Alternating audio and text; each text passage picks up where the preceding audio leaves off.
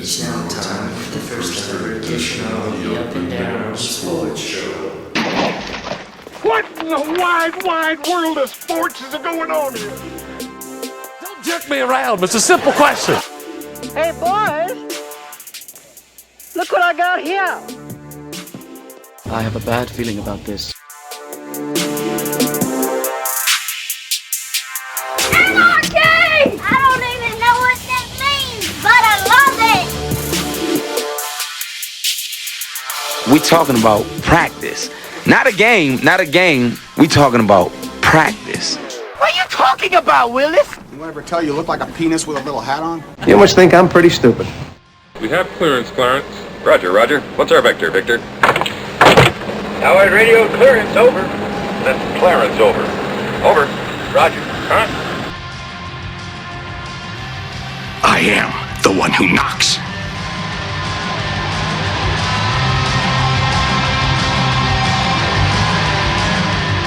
Mike, were you really sick this week? What was the problem? I broke my back. What do you mean by that? I don't speak freaky deaky Dutch, okay, perv boy? Spinal. Ridiculous. It's preposterous. It's ludicrous. By God, it's impetuous. So does that mean you're going to help us? Oh, it's on. Good evening, everybody. I'm Justin Jacobs, and this is the first ever edition of the Up and Down Sports Show.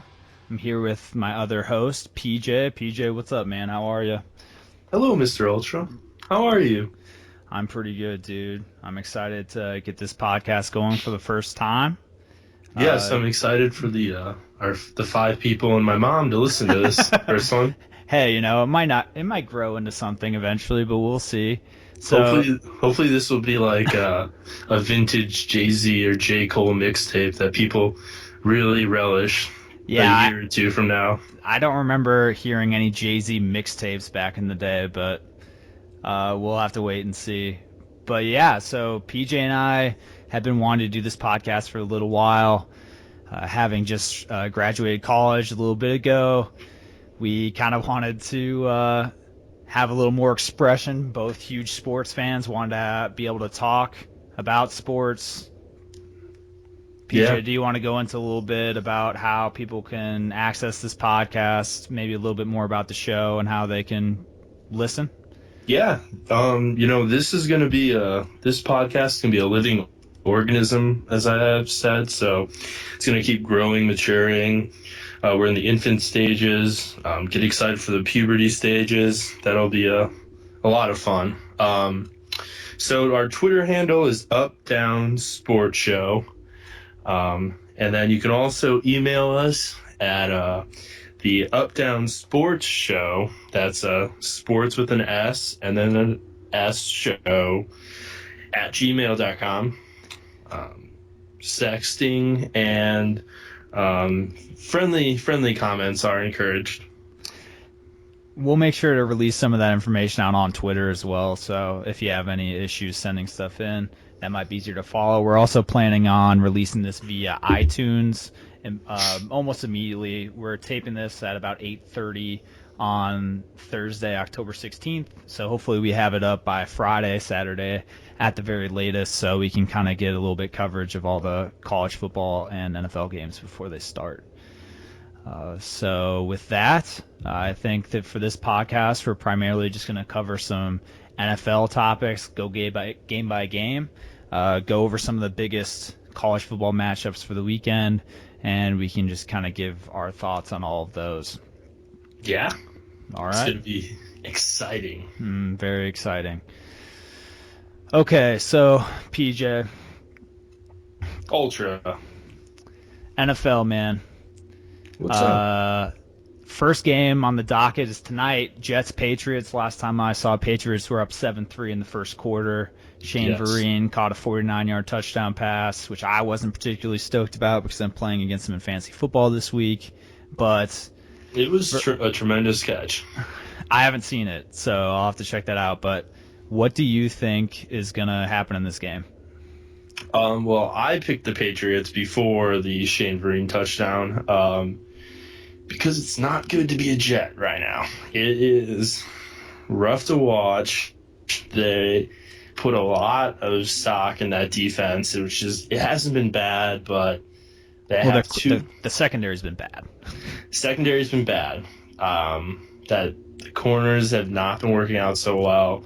I think it's pretty much an insult to injury. They have to be playing Darrelle Revis tonight. And you know, it's who sucks less in terms of Geno and Michael Vick. Yeah, I think Geno Smith's gonna play the whole game. I don't see him. So you're taking the Pats for sure. I'm taking the Patriots. I'll be taking the Patriots as well. I don't think there's a whole lot to say about this game. The Patriots coming off of a huge win and looking great their last 2 weeks against the Bills and against Cincinnati.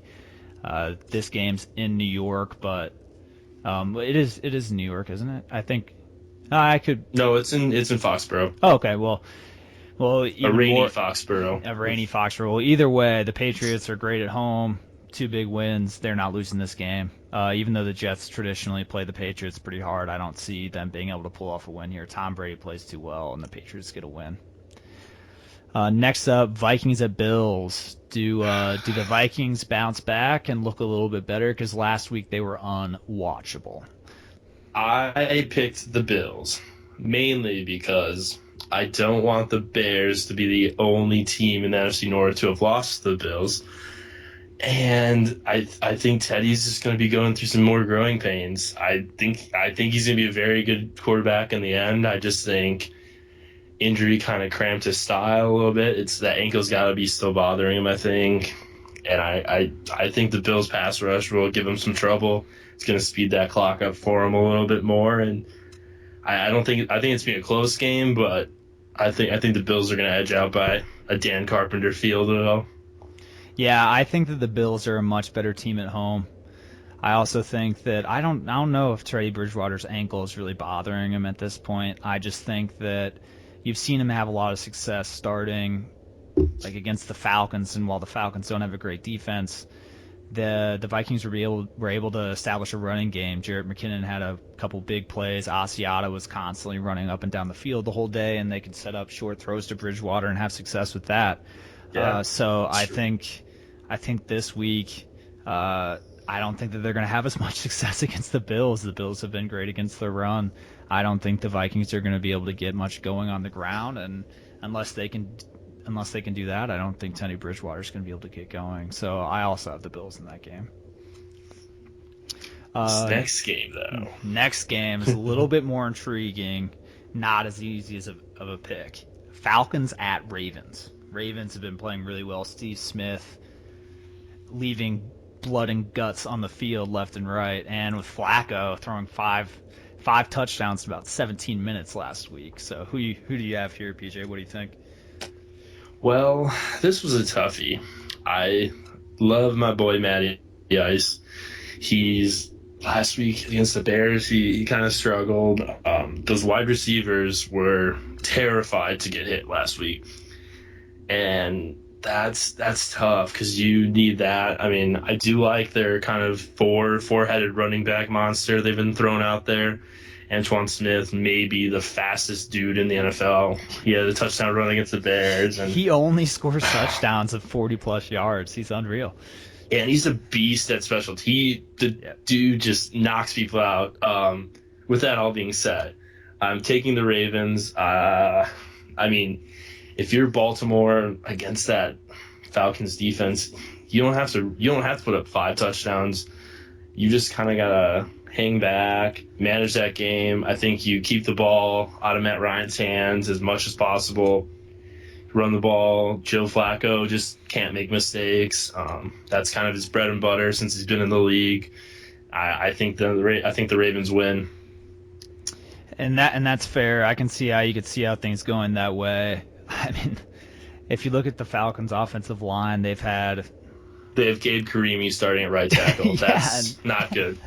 And they've had Toilolo from a tight end out of Stanford who's 6'6", 6'7", and lanky playing tackle to end the Vikings game a few weeks ago. I mean, they are kind of a wreck up front.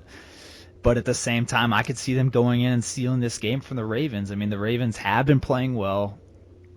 I don't think the Falcons secondary is nearly as bad as people think. I just think that their pass rush has been awful.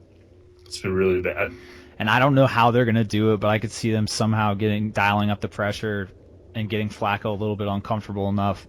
Honestly, I think that they win in a shootout. I think that the Falcons know going into this game, if they lose another one after dropping a game against the Bears last week, that they could easily lose control. Their season's done, basically. Yeah, this is a very, very important game for the Falcons team.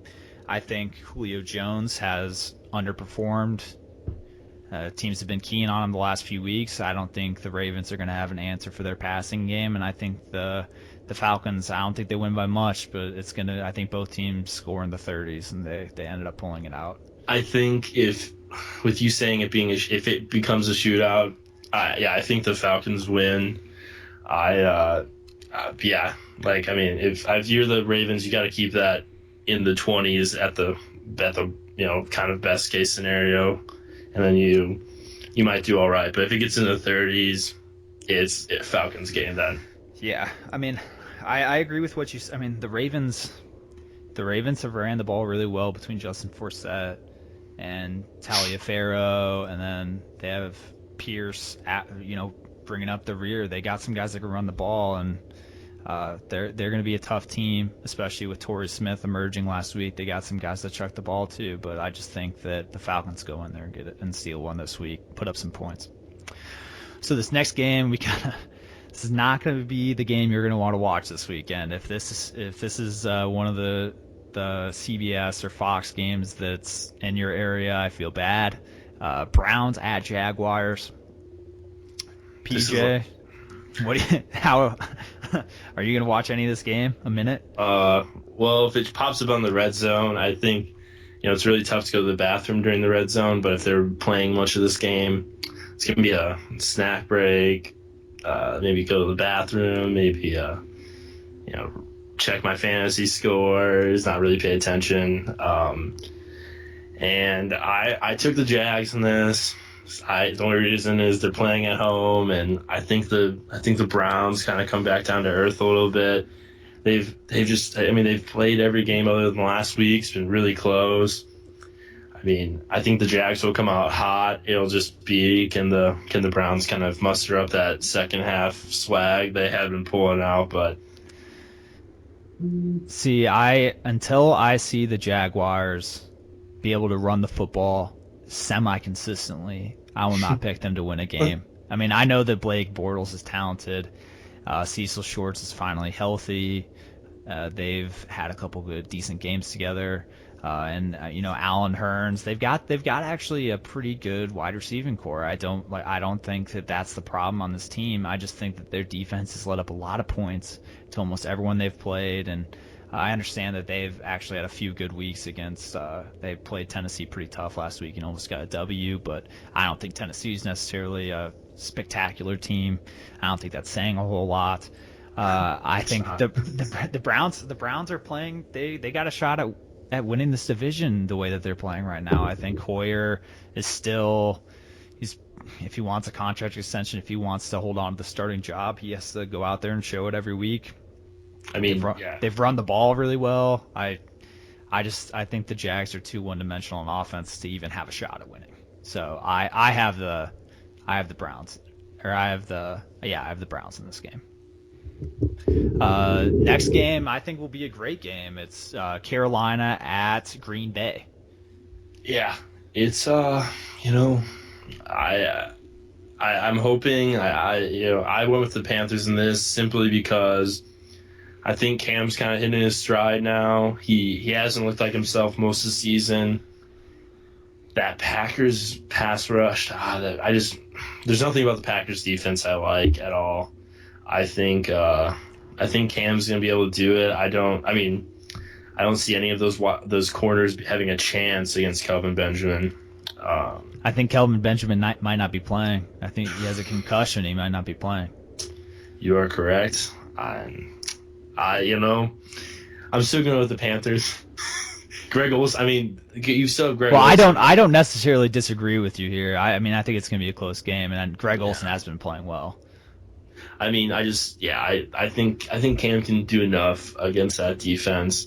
That Then again, the team's ankles might be hurting a little after Perfect just twisting those last weekend. So yeah, I mean, so who knows what state this team is going to be in going into Sunday? They're banked up. They're probably the most hurt team in the NFL right now. Jonathan Stewart's coming back.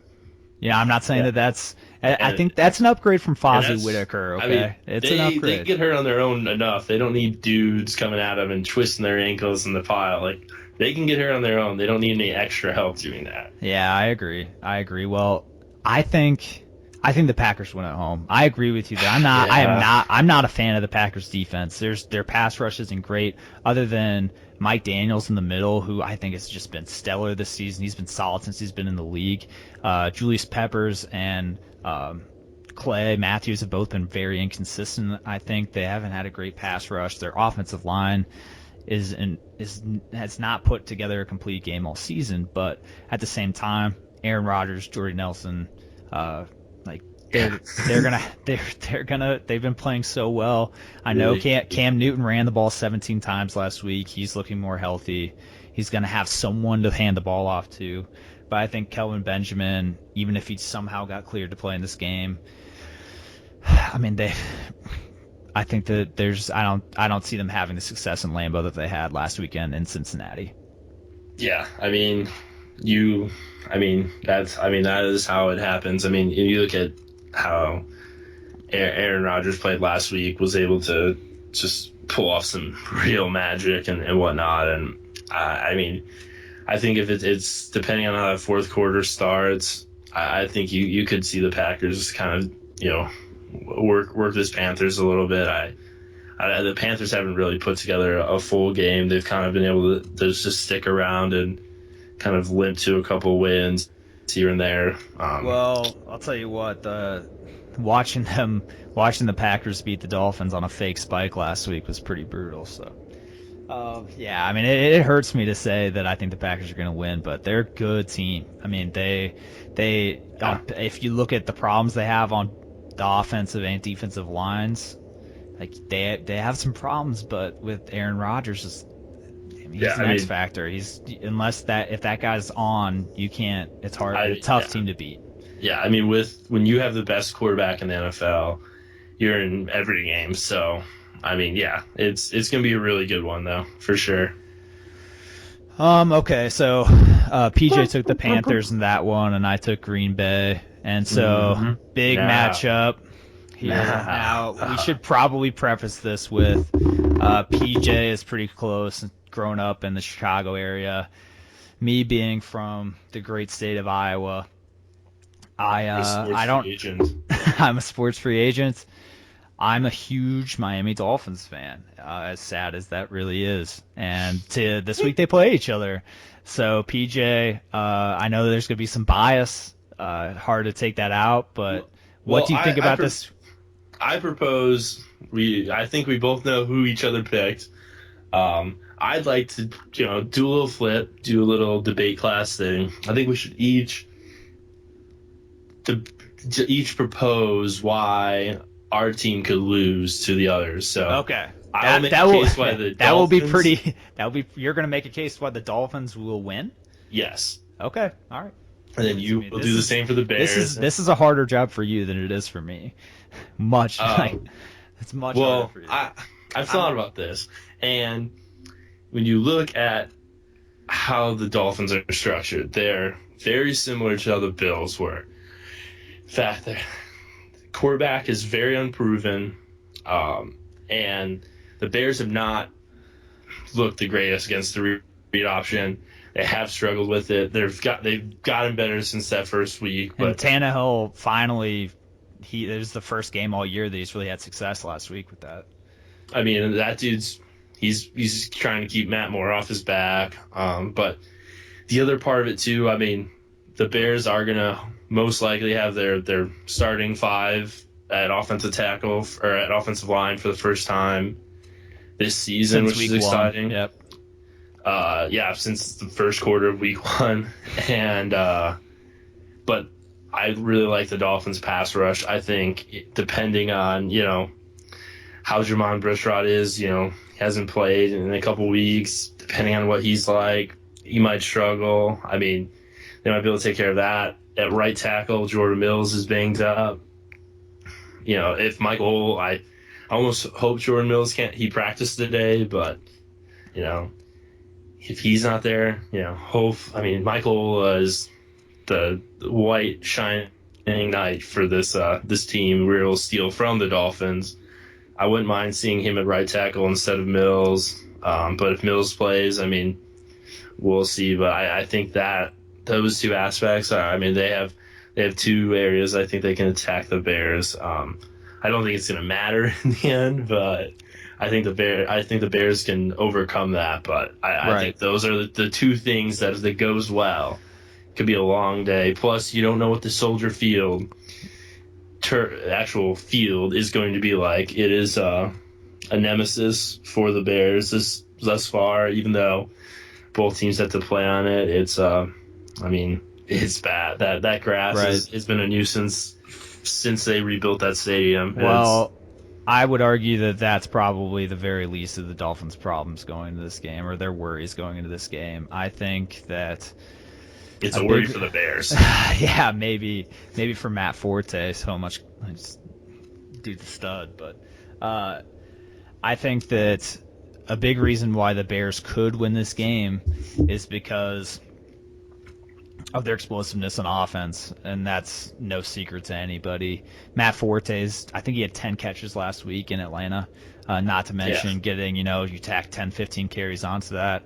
A lot of people are worried that he's going to get overworked, kind of the same concern with DeMarco Murray, but at the same time, Matt Forte he's unstoppable. Those little dump passes they run with him, it's like a handoff, but it's gonna, against the Dolphins in particular, who do have a really good front four, like a really good defensive line. I think that could be hugely beneficial because they have been pretty good against the run this year. But if you can get Matt Forte 6-7 catches, and then you have Alshon Jeffrey, Martellus Bennett, and Brandon Marshall playing against short corners, I don't think Cortland Finnegan's going to be knocking any balls down against Brandon Marshall or Alshon Jeffrey. And honestly, I have one question. Philip Wheeler's been awful in coverage. I don't know, how are you going to put him on, like, even Koamisi, they have no answer for Martellus Bennett. I don't know how they're going to be able to stop them. Do you think Cortland Finnegan tries real early on to take something out of Kyle Fuller's book from training camp and try to start some stuff with Martellus just to? Well, he's got quite the track record of starting stuff in the middle of football games. So hopefully it's not another Andre Johnson scenario. That would not be good. It wouldn't be good for Cortland Finnegan because Martellus has been his big case that he doesn't fight in games. I hope it stays the same. But if you poke that bear, literally, he's gonna. Scary dude. I would love to see Martellus Bennett rip Cortland Finnegan's head off. Well, I'll tell you what. I would be fine with that if he doesn't. Instagram it. I'm totally fine with that if he does in the first quarter. So then he's just out. We can put our backup corner in and we can run from there. Because I think that honestly, Martellus Bennett might be the biggest problem in this game. I could see him having a huge day. The Packers don't really have an elite tight end. I don't think, other than week 1 against the Patriots, against Gronkowski, who's the best tight end they played all season. He was the first week back from action. He caught a touchdown. Yeah. For the most part, was kept in check. I don't think the Dolphins are going to be able to keep him in check while, keeping Alshon and Marshall from breaking it deep. But my other point as to why the Bears have a really good shot at winning this game is because they're almost guaranteed to start with a pretty big lead, because Ryan Tannehill can only play in the second half unless he's out of the country and playing in London, and playing the Raiders. So I don't think that there's. I think it had more to do with the Raiders than the London part. Who knows, man? I don't know if that guy just got to. I don't know. He's been frustrating to watch this season. Very exciting to see him try to operate out of Lazer's offense coming over from the Eagles, and he's had a much better season with Mike Wallace. Mike Wallace has caught a touchdown pass, and maybe every game except one. He's been really solid. They've had their top 10 rushing team in the NFL, even with Noshawn Marino being hurt. They're pretty balanced offensively, but if you have Ryan Tannehill only playing half the game and throwing interceptions left and right the first half, you're just not going to win. Yeah, I mean, and the thing is, I think the Bears will start this game with a lead. One of the biggest problems of the Bears has been their inept ability to end the first half well. It's something. Whether it's a Green Bay game, you have Martellus half an inch away from the pylon, just barely gets pulled back barely. You have just Robbie Gould missing a field goal in Carolina, which is an anomaly in and of itself. Especially if you think in that game, if there was a way you could make a bet that Robbie Gould would miss a field goal and Matt Forte would fumble a ball, I wonder what those Vegas odds would be, because it's damn near impossible. Well, I think the Bears had 37 total yards in the fourth quarter of that game, and they blew a 14-point lead or something like that. I mean, this is going to be a wild game to watch because I mean, Bears solid first half team, Dolphins great second half team. Like, they came back week 1 against the Patriots and won. They lost a couple in a row, but then other than they beat Oakland and kind of handled that game. But last week against the Packers, they came back in the second half, looked like they had the game in hand, and then Aaron Rodgers all over them, and bam, like they get the loss. But they've been a really solid second half team. The Bears, not so much, with exception to maybe last week in Atlanta. They looked really good, but like we've talked about, Atlanta's pass defense, because their front seven just really hasn't been up to par. No.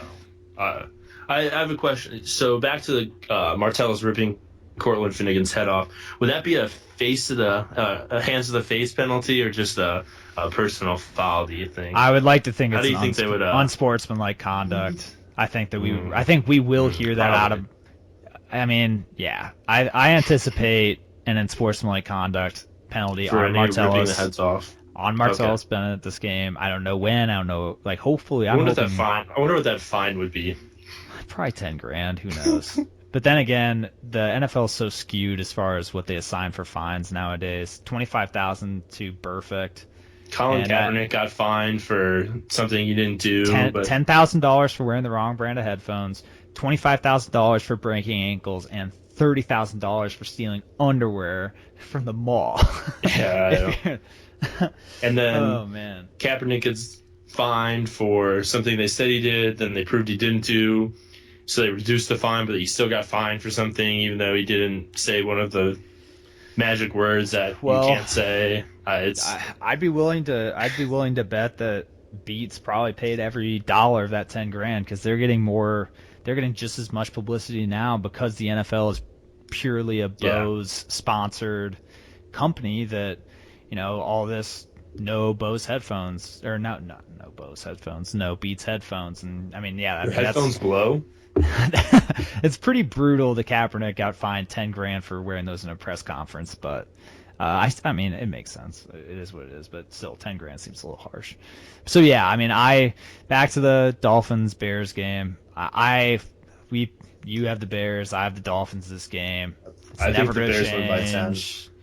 I think it being in Chicago certainly isn't the Dolphins' favor, but the Dolphins have been a better road team than home team.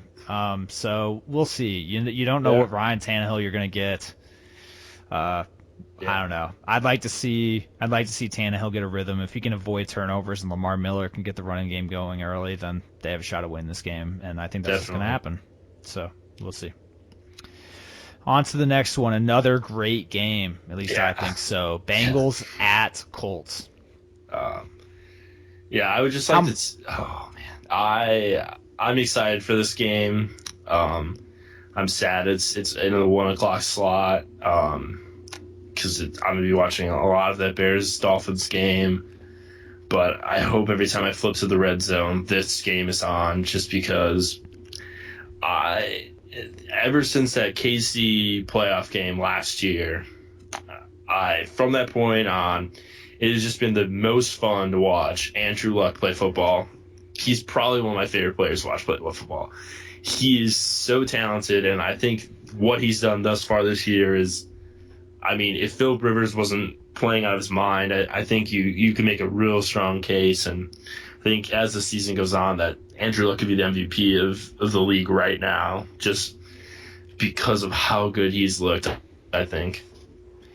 Yeah, he's been unstoppable. He's been the most consistent quarterback in the league, with exception to maybe Peyton Manning. Peyton's had a couple games. He's like done all right. But Andrew Luck, I mean, he's thrown more picks than some of the big, like Aaron Rodgers and Peyton Manning. Something that they've really done well as they've been in the league for so long is they've cut down the interceptions. It's not something that Andrew Luck has really gotten a hold of yet. And granted, he's had a tough schedule. He had a tough. Yeah. They have a very easy schedule going forward with being in the division they're in. I mean, they still have one more game at home against the Texans, and then they still have two against. They have not played the Titans or the Jaguars yet, have they? No, I don't think. No. So you got to think. Oh no, they played the Jaguars. Well, even so, you think that's an easy 4 wins left, and they're 4-2 right now. So how do they not win this division?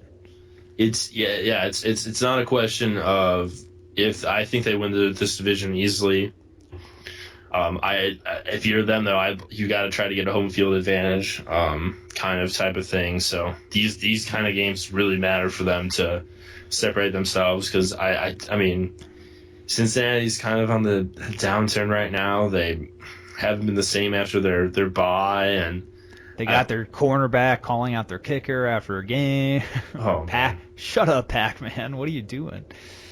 But yeah, I mean, the Bengals have looked like a completely different team the last 2 weeks, and not so much their offense. Their offense, I didn't even think looked that bad against the Patriots. It's just when you take the ability, they couldn't run the ball with Giovanni Bernard pretty much the entire second half because they dug themselves in such a hole. Yeah. And they obviously ended up losing that game pretty big. But then this last week, offense looked pretty good, even though AJ Green wasn't playing. Didn't hurt that they had a 80-some yard run from Giovanni Bernard. But Cam Newton was an incredible run. Oh, yeah, it was an incredible run. I mean, Giovanni Bernard will be a superstar in the NFL. You could argue that he already is. He's a stud. He's a great guy to have for them, and he changes the game. If he's not in the game, they're a completely different team. And that's why I think they have a chance of winning this game. I think that they're going to have to feed Bernard, especially early on. Mohamed Sanu had a great game in place of being the number wide receiver with AJ Green being out, but AJ Green probably isn't going to play again. Marvin Jones is hurt now. Marvin Jones is out for the year. I don't think that Sanzenbacher and Tate can really pick up the slack when it comes to that goes. And Jermaine Gresham has been a disappointment since he came in the league. So I think the Colts win this game. Andrew Luck's too good. He's on fire. T.Y. Hilton hadn't really caught on until last week, and now I think that it's only going to be going up for that team from here. Hey, just as long as he can throw some more, keep throwing tutties to Mr. Ahmad Bradshaw, who's been quite the fantasy sleeper this year. I think you probably should be a little more concerned with his health because he's had problems with that in the past. But yeah I mean they're going to keep giving Trent Richardson the ball for some reason, and that's fine because they've won with that mentality. But I think the Colts being at home, the Bengals no AJ Green, both Colts here. Yeah, Colts. Another really good matchup next, Saints at Lions. Do you think that Drew Brees can get it going without Jimmy Graham? It's one of they haven't looked like the Saints at all this year, and I think it's just got to be that time. This is a big game for them. The Lions defense has looked great thus far.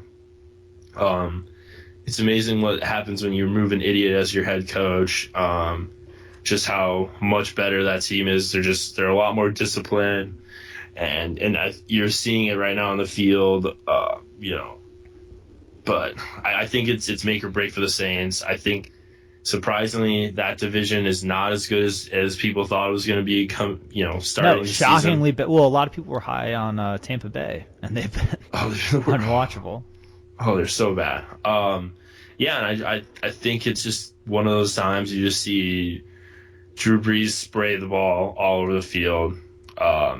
and he has. I mean, it's one of those things where I think it's a make or break moment for the team in their season, and whether they're fighting for the division with Carolina or if they're sitting there with Atlanta. I think it's, and especially with the Lions, who you could say it's gonna be if it comes to a wild card situation, they might be fighting for a wild card spot with this team, and I think they have to take this game.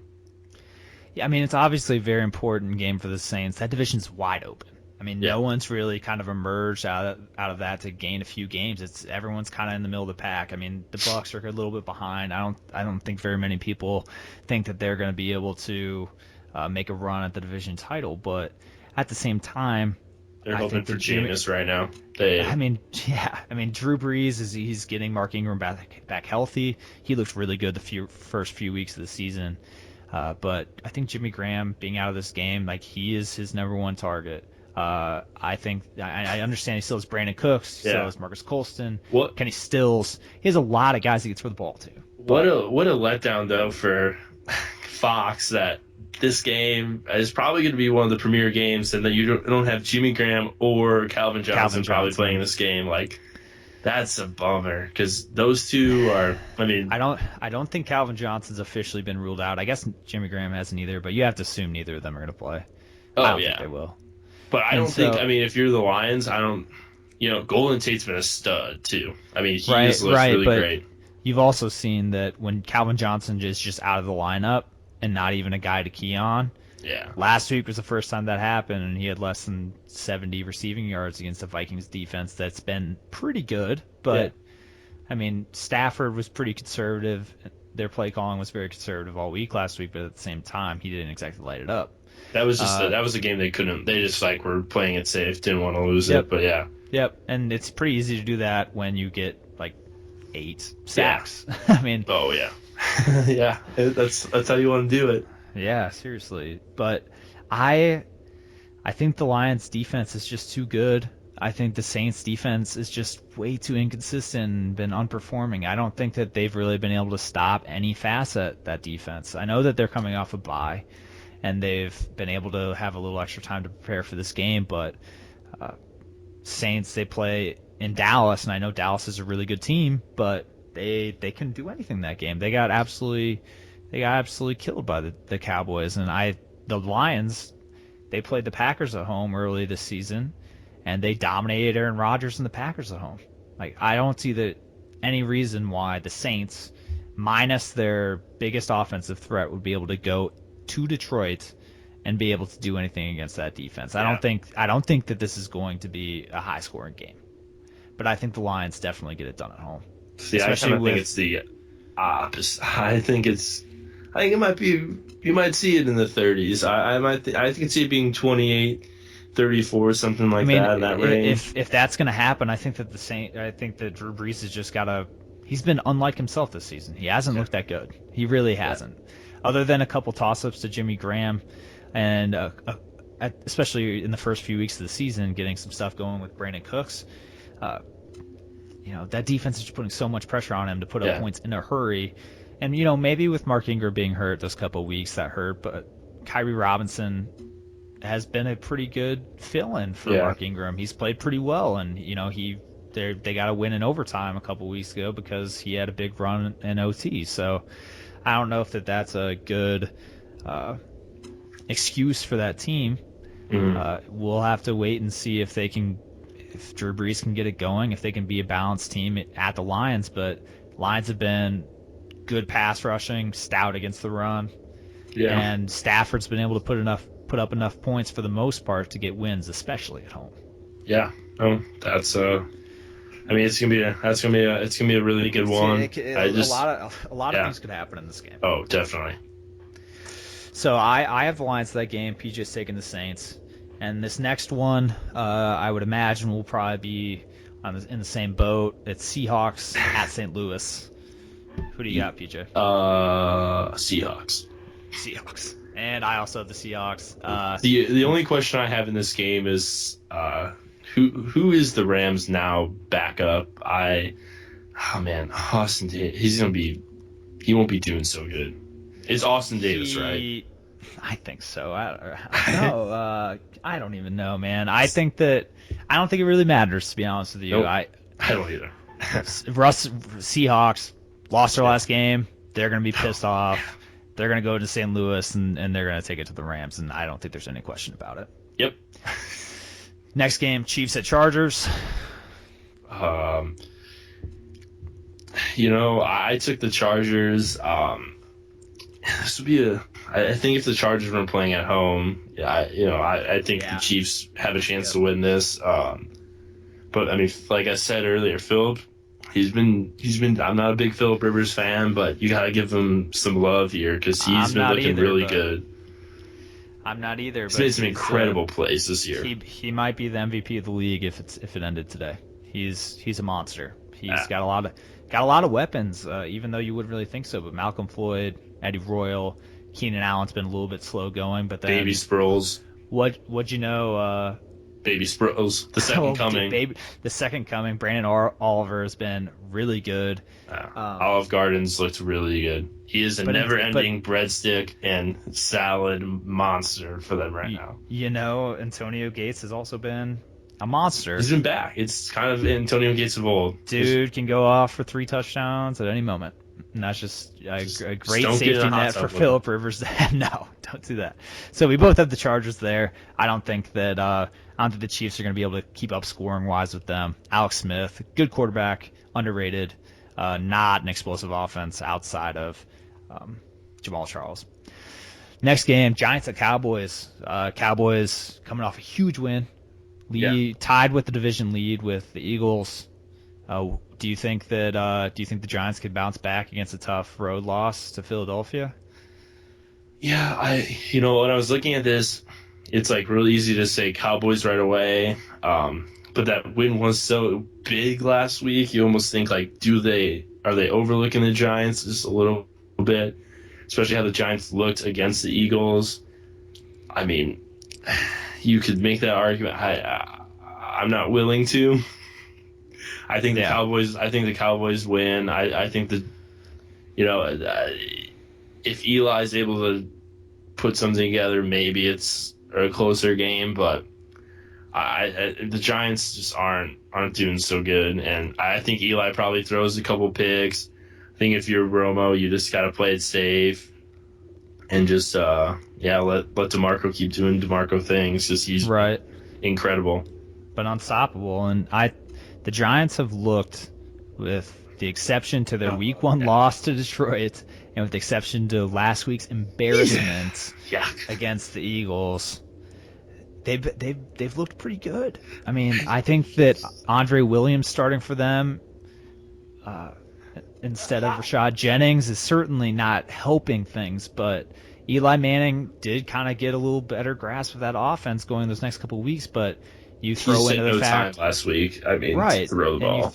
And you throw Victor Cruz is now out for the year, which is terrible because he's a fun player to watch. I don't think you'll find very many fans that aren't a big fan of Victor Cruz. I like Salsa. I like Salsa. I like dudes that come from. I like dudes that come from small schools and excel in the NFL. It's fun, and it's unfortunate that happened, but it's really going to hurt their team. I don't see how the Giants can win without their most explosive guy on offense out for the rest of the season. Odell Beckham, he's a talented guy. I think he's going to play well for them, but I don't see how this team, until at least until we get to see what they look like with Rashad Jennings running the ball again. It's hard to say how they could go into Dallas and win when they just took care of the Seahawks in Seattle. I think DeMarco runs for a couple more touchdowns. Guy's unreal. Romo manages the game. They get the W as well. Next game. Got a few more here. This is Cardinals at Oakland. I can't imagine. Yeah, it's the Cardinals. The Raiders offense looked good though. They looked good last week against the Chargers. They gave them a run. Yeah, it's a fun spin to see that people are putting up. Derek Carr has more touchdown passes at this point in his rookie season than Luck and Cam and Russell Wilson had, during their rookie seasons. He also had 4 touchdowns going into in one last game. week. Yeah, I know.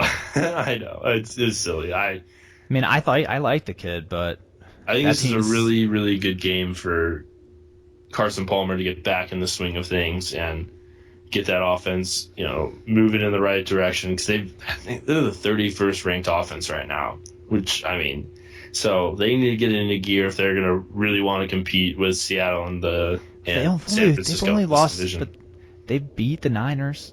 They've lost 1 game.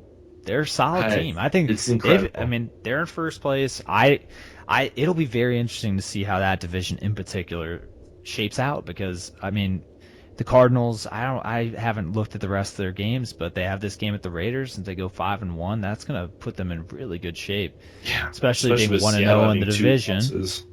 Yeah, the real question for them is if they can get 2 wins against the Rams in those divisional games, then even if they lose both their matchups against Seattle, they were before the Cowboys. They were the last team to win in Seattle. So yep, last week of last year. I don't think it phases them. It'll be Carson Palmer threw 4 picks and they still won in Seattle last year. Yeah, I think this is a good prep game though for them. So they'll win by enough. Their defense is too good.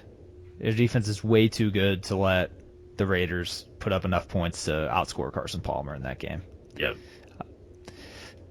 Another great matchup: Niners at Broncos. Yeah, this is gonna be a fun Sunday night game to watch. Hopefully... Did you hear? Apparently, there was a poll of a bunch of NFL guys asked if they'd rather play against Peyton Manning or if they'd rather play against Kaepernick, and a majority of them said they'd rather play against Peyton Manning. I did not hear this. What do you think of that? I think that's very, very silly. I agree. A lot of people have really liked Colin Kaepernick this season. If those NFL players would rather play Peyton, I'd say I think your job's almost easier against Kaepernick because you just don't let him get out of the pocket. Let him throw the ball. He cannot beat you that way. Peyton just does so much still.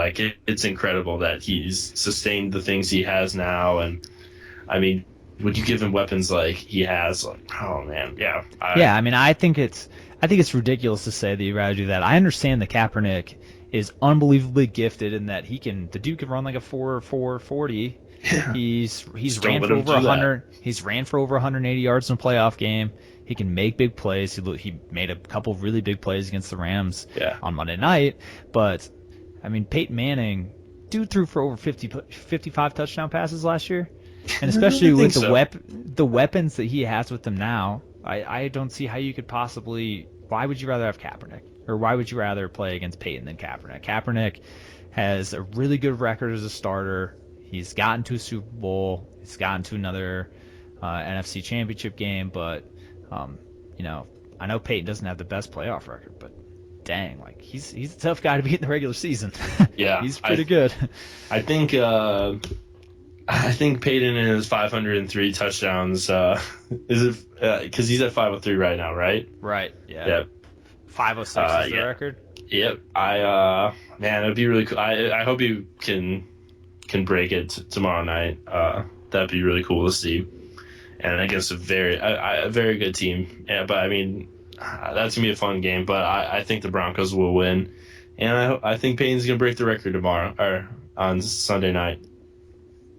Yeah, I have the Broncos as well. The Niners, their running game has been pretty inconsistent. They had Frank Gore not really doing a whole lot after the Week 1 game against Dallas.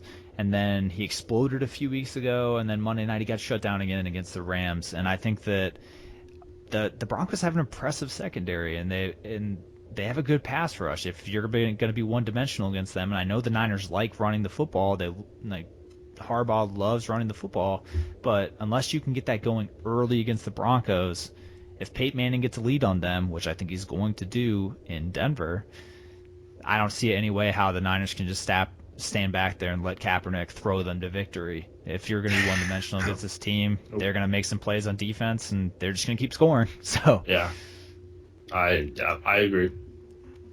And the last game, Monday night, Texans at Steelers. Do you think J.J. Watt puts up a few more touchdowns this game?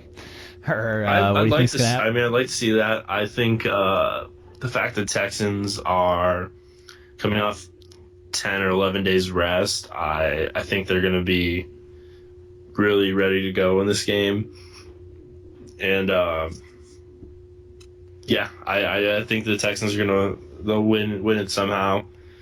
I think that defense will step up for them against Roethlisberger, and I mean, I think Aaron Foster is going to have a really great game against that defense that's kind of banged up at this point. I mean, the Steelers looked really good a couple weeks ago against Carolina. Ran for over 250 yards as an offense. Antonio Brown's been Antonio Brown this season, been pretty much unstoppable, but the last 2 weeks, fantasy wide receiver, I think, as of right now. He's got to be. I'm pretty sure he's number one. Yeah, he's been awesome. Has to be. I don't know who could be in front of him, but I mean, Roethlisberger has struggled against Jacksonville and the Browns. Neither stellar defenses. They haven't. Le'Veon Bell's actually had 2 of his worst weeks of the season against those 2 teams. Roethlisberger hasn't been able to throw for more than 250 yards. I don't think their offense is just not clicking right now. And unless I get that this is a primetime game and they're gonna be looking to turning some heads, but Texans defense is good. Like I know that they. Good. I mean, I can. So much fun to watch. But the big thing for me in this game is that I know their defense is good. I know J.J. Watt makes plays, but T.Y. Hilton had 220 yards and a touchdown. He had 100 in like the first 5 minutes. Yeah. Antonio Brown is a much better wide receiver than T.Y. Hilton. He is much better. Yeah. And so, spinning for me, ultra. Yeah, I mean, Roethlisberger might not be playing as well as Andrew Luck, but you got to think that he's going to hook up with Antonio Brown a couple times in this game. Yeah. If they can, and the Colts had decent success running the football against the Texans. If they can get Le'Veon Bell going, if they can get LeGarrette Blount some goal line carries, if they can spread the ball around to, maybe get Heath Miller a little bit more involved, get Antonio Brown some big plays, I think they're going to have a really good shot at winning this game. I think the Texans take a little step back here and lose a tough one in Pittsburgh. Yeah, I mean it'll be good. I'll be watching. I haven't watched every Monday night game this year, but it's fun to watch J.J. Watt right now. So he's one of the most fun guys to watch. It was great to see him play Andrew Luck last week. They're incredible. Okay, well that's all the NFL games for the week. I think we're going to move on to some college football action here. Yeah. So we're probably not going to go in and try to cover every college football game or even a certain conference. We're just going to kind of pick out 5-6 good matchups on a weekly basis, talk about them, and kind of cover who we think is looking like they're going to be making the college football playoffs when it comes to the end of the year. And so there's some really, really good games this coming weekend, especially in the Big 12, leading us. But then we'll start off with Kansas State, ranked 14th in the nation, 4-1, going against number 11 Oklahoma in Oklahoma. PJ, have you gotten a chance to watch these teams much this year? Who do you think is going to win this game? I have not got to watch the Oklahoma. I've heard some very great things about them. I have got to watch Kansas State, and I do know I was heavily invested in one Kansas State-Iowa State game. That was probably the first college football game this season I was watching start to finish and was kind of cheering, getting all giddy about. And Iowa State pretty much had that game the entire time. Kansas State kind of pulled away just because they are, a more talented team than Iowa State. But, I mean, I'm excited. I think I got to try to watch some of this game just because I think Oklahoma, based on all facts and kind of how they've looked, this is one of their better years in the last few years. It's one of their better teams I think they've been able to put together. Yeah. I mean, I was shocked when Oklahoma lost to TCU.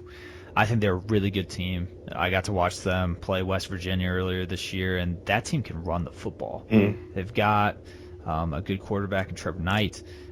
They're a solid team.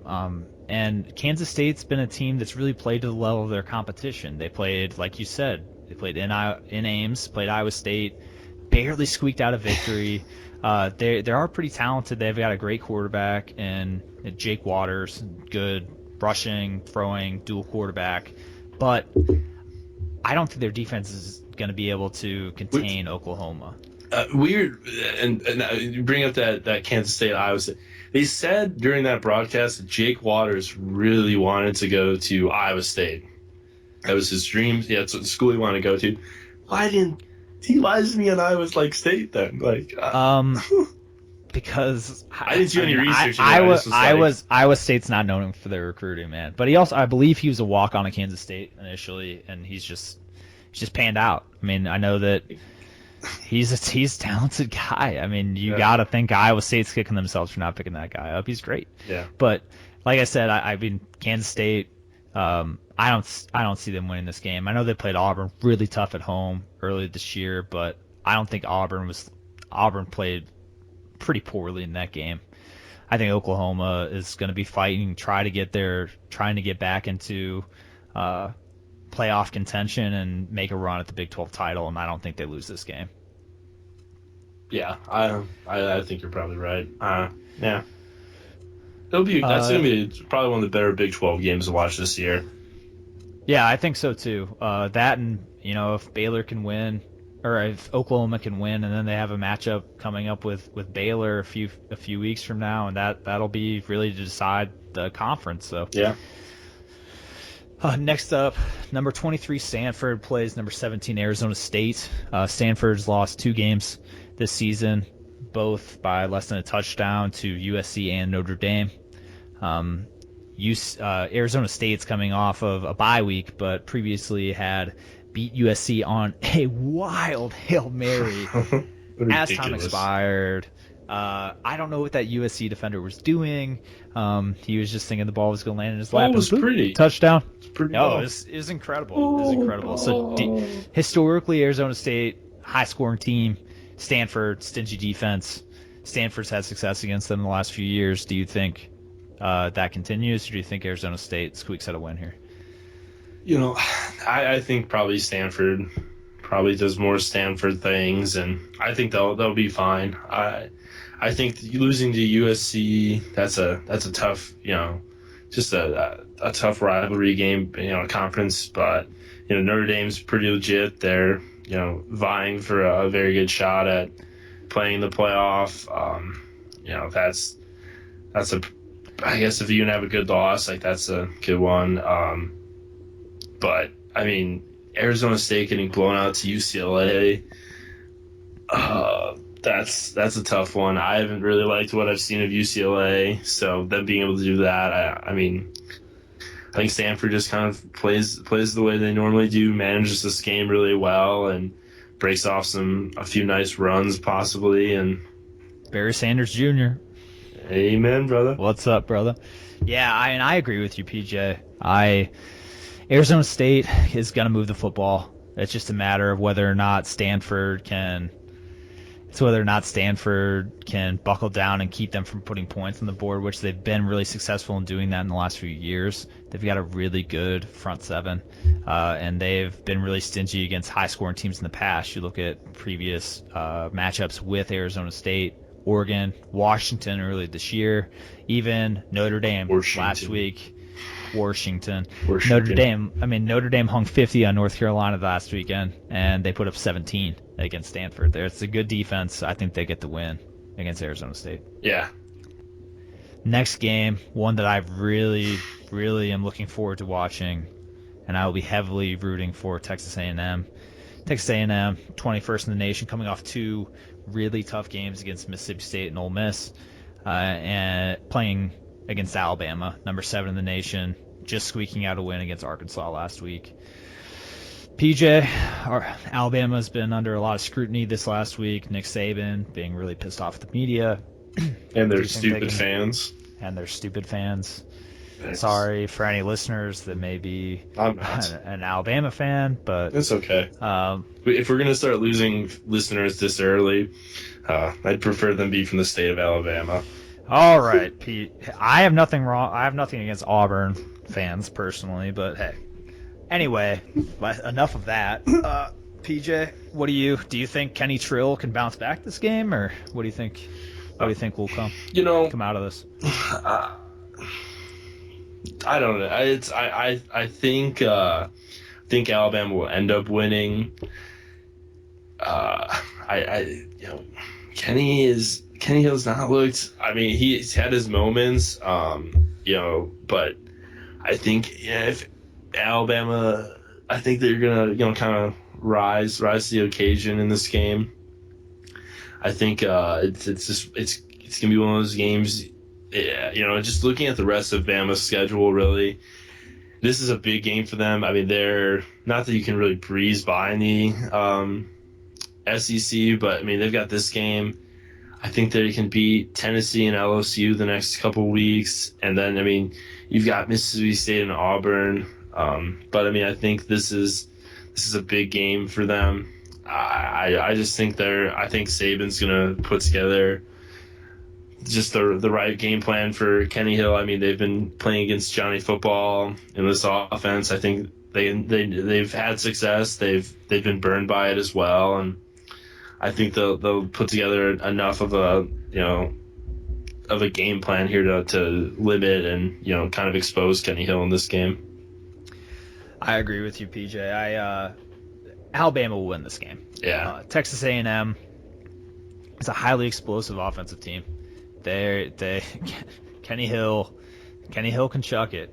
He's thrown the ball 115 times in the last 2 games. He threw it 62 times against Mississippi State and threw it 53 times against Ole Miss. But I mean, if anything, that just indicates this team is far too one-dimensional. I know they're running 100 plays a game and they may be running the ball 30 times, but they haven't had as much success in the running game as they would have liked.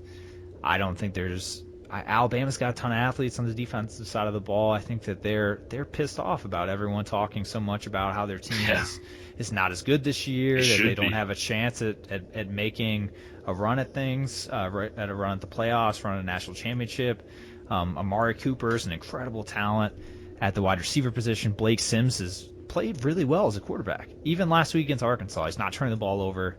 He's being pretty smart with the football. I think he's figuring out the offense at this point. Which is right. That's scary because they still have their beast running back with Yeldon and Drake and they just churn out and Henry and they're a good team. I don't know how. I think that A&M's really going to struggle stopping the run this game. I think that Blake Sims makes enough plays in the air. I think they win by at least a touchdown. And it could, Kenny Hill's thrown 5 picks in the last 2 games. He's thrown 6 touchdowns, but he's thrown 5 interceptions. If he turns the ball over 2 or 3 times this game, he does not have a shot at winning. And Alabama will win handily. So, all right, and then the last and probably most prestigious game of the week would be Notre Dame, undefeated against undefeated Florida State. Florida State coming off 2 big wins against Syracuse, and I shouldn't say big wins because they're against unranked competition, but Syracuse and Wake Forest, and Notre Dame beating North Carolina 50-43 at home, and Stanford 17-14. This is a tough game. I've thought about it quite a bit. Do you have someone that you really think might pull this one out, PJ, or what do you think? Well, I'm not. It goes against everything I believe in to go for Notre Dame in this game. I do think though this is the game you might look back on and say this is why Everett Golston wins the Heisman. Is if he's able to put together a really good game, I think he instantly gets bumped right up there as a legit Heisman finalist.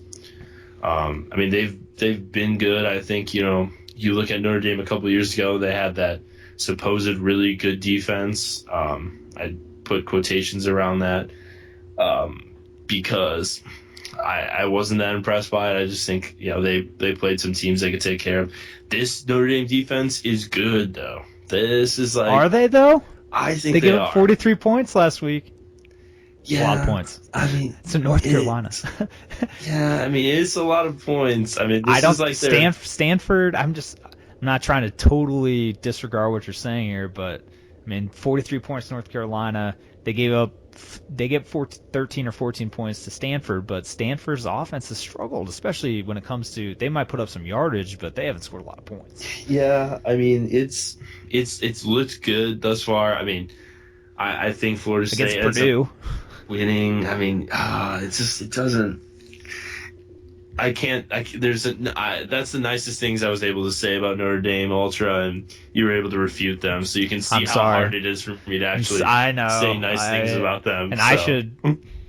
I mean, it's not as though I think Notre Dame. Plays, that's a big. If Jameis doesn't play, this is certainly conditional on Jameis Winston playing, because for anyone that watched the Florida State Clemson game, that is not the same team without Jameis Winston starting. And I do not think that Notre Dame's defense is going to be able to step up enough to slow that offense down. Jameis Winston really put things together and looked good against Syracuse. It was his best start of the season. And I think that while Everett Golston continues to be a stellar quarterback, I don't think their defense is going to slow them down. I don't think there's any reason to believe that Florida State can't put up 43 points against Notre Dame. Ooh. I think they win big. I don't think this is a close game. Wow. We'll see. Okay. We'll see. The last time Notre Dame, I mean, I know Florida State dropped to number 2, but Everett Golston's lost one game, and it was to Alabama. It was in the spotlight. And they got killed in the national championship game. So I know this isn't the same thing, but Everett Golston needs to show that he can really show up and be the guy in a big game. And until he does that, I don't think Notre Dame's going to be able to beat a team like Florida State. So those are the best games of the week. There are a couple of other pretty good matchups in there, but now I think PJ and I are going to move on to who we think we at this point in time will be in the college football playoffs at the end of the season. PJ, what 4 teams do you have? I'm glad you asked, Ultra. I have selected for my illustrious college football playoff Florida State, Ole Miss, and Michigan State, and finally Alabama. You think Bama makes it back in? I do, for a few reasons.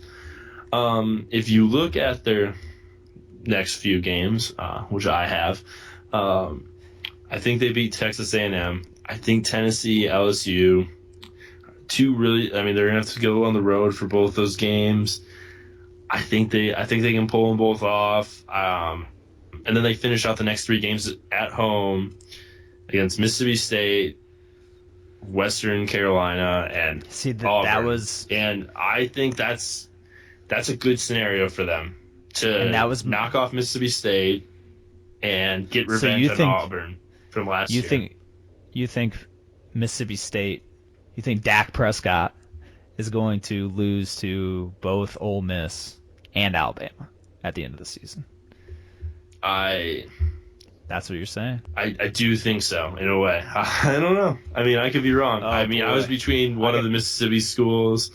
I decided to go edgy for this first podcast and go with Ole Miss as a personal shout out to a good friend of ours, Mr. Joe, who's been talking my ear about good old Ole Miss for the last 3 years. How this was going to be their year. They look good, and it's hard to not make the argument that they're going to be in that Final Four, considering some of their 2 big wins the last 2 weeks. They've really shown that their defense is something to be talked about.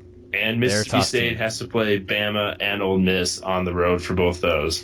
I mean, if Mississippi State could play one of those home games, I think it's a different story. But I put a lot of weight into that home field advantage for college, at least, and especially in the SEC, it's a big deal. Yeah, I agree, and it certainly doesn't help for Mississippi State that 2 of their biggest games of the season are at the end of the year. You know, if you're going to lose, you want to lose early, and that kind of feeds into one of my 4 teams, which would be Oregon. I have Oregon, Baylor, Florida State, and Mississippi State. I think Mississippi State's going to come out and they're going to be undefeated. Dak Prescott's the real deal. That offense is fun to watch with him. He looks like Cam Newton back there. He looks like a lot like Tim Tebow. I was gonna say he's very Tebow-esque. But he can move. That team feeds off of him. Their defense has made enough plays in their last few games. They've played and beaten 3 top 10 teams in a row. They have 2 more down the line, and they're not going to be easy. But I love this team. I like their defense. I think they're going to make it. Florida State, after this Notre Dame game, they play in a very, very easy conference. I think they're going to come out with that unscathed. Baylor, Big 12, their toughest test. It was looking really bad midway through the third quarter last week. I certainly would not have Baylor in this Final Four, but Petty is a good quarterback. He can chuck it, man. He had if there was 6 still touchdowns an passes NCAA football, he would be so dope to play with. He absolutely would be, and I think that they make it. They're gonna have a tough game against Oklahoma at some point, but I think their offense is unstoppable against anyone else in that conference. And I think Oregon, while they have a few games coming up, specifically a game down the line against Stanford, it's gonna be tough to win.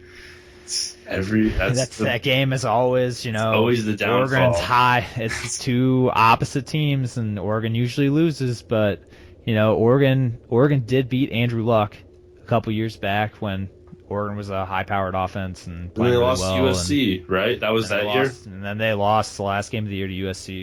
Yes, but I think Marcus Mariota. But I think that they get their defense playing well enough that they can keep it together, and I think they win the Pac-12, and I think that they make the Final Four. Now, it's funny you say that because the one case I'd like to make is for the Michigan State Spartans, which I didn't think I would be making a case for any Big Ten team because I'm not a very high supporter of Big Ten football, but I do really like Michigan State. And I just kind of looking at things like their schedule is pretty easy for the most part. How things have been playing out with Michigan just sucking. I mean, their big games can be against Ohio State. They get them at home. Then they finish out Maryland, Rutgers, and then at Penn State. And who's to say what Penn State's going to be like on that senior game? That's going to be tough, but I mean, I think Sparties might be able to roll. I think they might do enough, and that people might start to forget that Oregon loss by the time they roll into the Big Ten championship game. I mean, I agree with pretty much everything you said outside of people forgetting. I don't think that they're going to forget enough about that game for them to fall in the top 4. I think Michigan State will win out, and I think they'll win the Big Ten, but I think there are going to be enough teams with one loss, maybe 1 or 2 SEC teams with one loss earlier in the season that they're going to squeak in before Michigan State, just because the Big Ten is down this year. It's not viewed as very highly in respect to other conferences, specifically SEC, Pac-12, and I don't see them making in the top Final Four teams. I think they're going to be a top 10 team. I think they're going to probably be a top 6 team, but I don't think they're going to be able to get in that top 4 spots. But they could very well. It could fall in their favor. They could be the 5th team. I mean, that's definitely. I just look at some of these other teams, and I think they still have some tough games ahead of them. And I think the Big 12 I'm not very high on this year. I think they might end up beating each other up a little bit more, but Baylor is looking like a really good shot at possibly being able to come out of that thing all right. And if that's the case, I don't think Michigan State's. I don't know. I don't think. I don't think Michigan State. Get everything you got. Michigan State does have to get everything they got. I'm hope. I want to push for them. I like that team. Just the last couple of years, I've really liked watching Michigan State football, and that's tough to say because I don't really like watching the Big Ten a lot. I think it's an overrated conference, and I'd like to see it kind of fail this year. But wow, pessimist. That's the tone I'm setting. I'm going to be the edgy, pessimistic hater of the Big Ten. From a Big Ten lover, that hurts, man. But yeah, these rankings are going to change. I can guarantee it. They will probably be different when we do this podcast next week. You're not going to like their rankings. Guarantee it. I think that's all we've got for today. I think that is it. So thank you for everyone that has a chance to listen this week. Our 5 PJ friends and I, our moms. For sure. PJ and I are planning on doing another one of these possibly this weekend and getting one out earlier next week, probably covering some more NBA basketball topics if you're interested in that. It's going to be great. Thank you again for listening. Please, if you have any feedback, feel free to email updownsportshow@gmail.com and please follow us on Twitter at updownsportshow. And we look forward to continuing to do this podcast. PJ, nice talking to you, buddy. It's good. I think this was a good first run. I can't complain. I don't think we screwed up too badly, but we'll let other people decide that. Yeah, I mean, I think we'll find out soon enough now that we've put ourselves out there. So thank you again for everyone that gave us a listen, and we look forward to getting some more information next week.